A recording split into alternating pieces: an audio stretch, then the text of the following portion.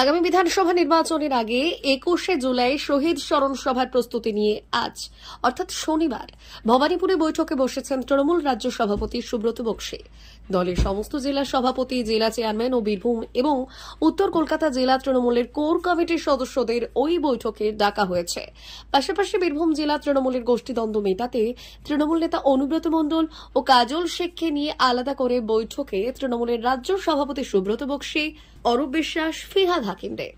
পাশাপাশি বীরভূম জেলা তৃণমূলের গোষ্ঠীদ্বন্দ্ব মেটাতে তৃণমূল নেতা অনুব্রত মণ্ডল ও কাজল শেখকে নিয়ে আলাদা করে বৈঠক তৃণমূল রাজ্য সভাপতি সুব্রত বক্সী, অরূপ বিশ্বাস, ফিরহাদ হাকিমদের।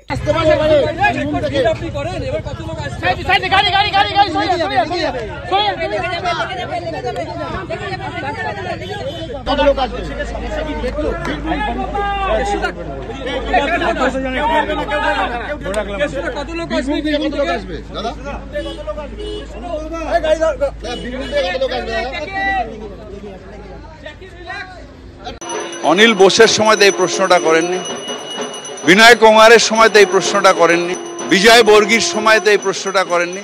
শুধু তৃণমূল কংগ্রেস করলে দোষ, তার সব প্রশ্নকে সম্মুখীন হতে হবে। যেটা করেছে সেটাকে আমরা কেউ সমর্থন করি না, কিন্তু কেউ সমর্থন করি না তাকে ওয়ার্নিং দেওয়া হয়েছে, লাস্ট ওয়ার্নিং দিয়ে দেওয়া হয়েছে এবং আমি আশা করি সে আর এই ভুলটা রিপিট করবে। আমি এখানে আসার আগে আমাকে দলের সভাপতি জানিয়েছেন বীরভূম জেলার মধ্যে যে বিরোধের কথা আমাদের মধ্যে প্রচারিত হয়, কোথাও কোথাও দুটি নামকে কেন্দ্র করে আজকে তাদের সঙ্গে একটি যৌথ বৈঠকের মাধ্যমে সমস্ত কিছু সুন্দরভাবে মিলে গেছে।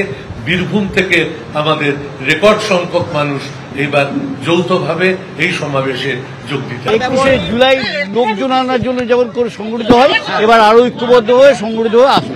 অনুব্রত মণ্ডল, কাজল শেখ নিয়ে যে সমস্যা, সেই সমস্যা মিটলো? কোনো সমস্যাই নেই, মিটে গেছে। হ্যাঁ, একসাথে অনুব্রত মণ্ডল আর কাজল শেখ কাজ করবে?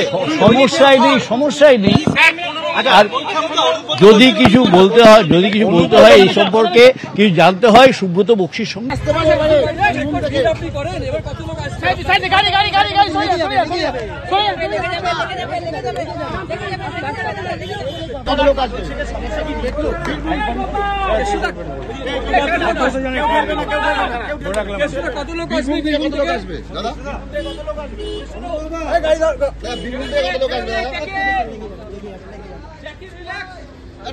অনিল বোসের সময় এই প্রশ্নটা করেননি, বিনয় কুমারের সময় এই প্রশ্নটা করেননি, বিজয় বর্গীর সময় এই প্রশ্নটা করেননি।